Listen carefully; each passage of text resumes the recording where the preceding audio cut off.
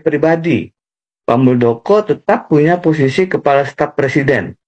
Dan karenanya saya menyetujui apa yang disampaikan oleh Romi dalam satu podcast yang mengatakan jika Demokrat dicopet oleh Muldoko, maka Anies tidak bisa capres. Bahasa Romi yang merupakan bagian koalisi pemerintahan itu mengafirmasi adanya skenario untuk mengambil alih Demokrat melalui Pak Muldoko. Pak Jokowi tidak bisa mengatakan beliau tidak tahu. Ini Kepala Staf Presiden, salah satu orang terdekat di istana. Pak Jokowi tidak bisa mengatakan beliau tidak setuju. Kalau beliau tidak setuju, ada stafnya mencopet, paling tidak beliau marah. Normal pula kalau di reshuffle. Bahwasanya Pak Jokowi diam, bahwasanya Pak Jokowi tidak melakukan langkah apa-apa, itu menunjukkan bahwa ada persetujuan diam-diam. Nah, ini tidak bisa dilepaskan juga dari kalau Demokrat berhasil diambil Muldoko, maka lagi-lagi pencalonan Anies Baswedan terganggu. Itu yang saya lihat sebagai bentuk cawe-cawe. Pertemuan ketua umum partai di istana itu satu hal yang bisa diperdebatkan secara etika.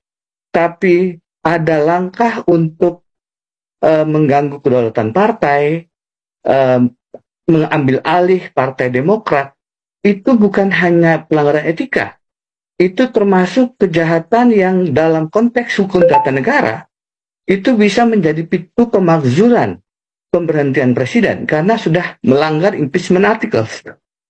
Di Amerika Serikat, pada saat ada upaya menyadap kantor Partai Demokrat, dibobol kantor Partai Demokrat karena ingin dipasang alat sadap di masa kampanye, itu langsung memicu proses impeachment kepada Presiden Richard Nixon. Sebelum proses itu diselesaikan karena Richard Nixon tahu bahwa dia akan kalah, dia mengundurkan diri. Itu karena akan menyadap. Ini Presiden Jokowi melalui tangan Kepala Staf Presidennya mengambil alih Partai Demokrat demi untuk membatalkan pencalonan Anies Baswedan. Ini bukan hanya pelanggaran etika, ini adalah kejahatan yang harusnya dalam kondisi normal diberi sanksi dalam bentuk pemberhentian, dalam bentuk impeachment. Karena itu, cawe-cawe yang semacam ini menggunakan instrumen hukum untuk saya menulis puisi dan dalam bentuk artikel panjangnya, korupsilah dalam pelukan koalisi. Saya dikritik, Anda tidak ingat ada orang Golkar, Setia Novanto juga dipenjarakan. Saya bilang, itu 2017. KPK-nya belum dirubah undang-undangnya.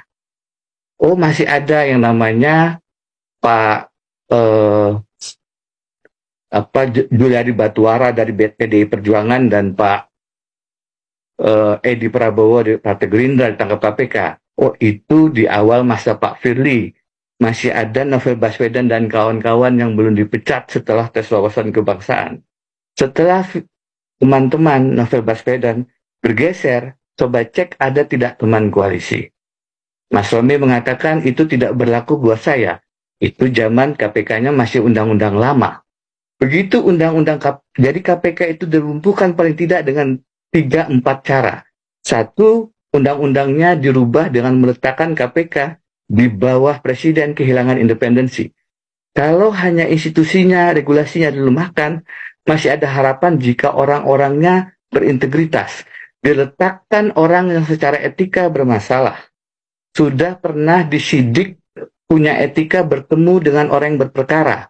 Bahkan dijatuhkan hukuman berat, keburu ditarik. Disurati oleh KPK pada saat proses fit and proper test, tak terpilih. Sekarang ada masalah gratifikasi helikopter, ada dugaan pembocoran dokumen rahasia di Kementerian SDM, dan seterusnya. Seandainya masih dipertahankan orang-orang pejuang-pejuang yang telah merelakan satu matanya tempat kita berutang kepada Novel, mungkin masih ada harapan.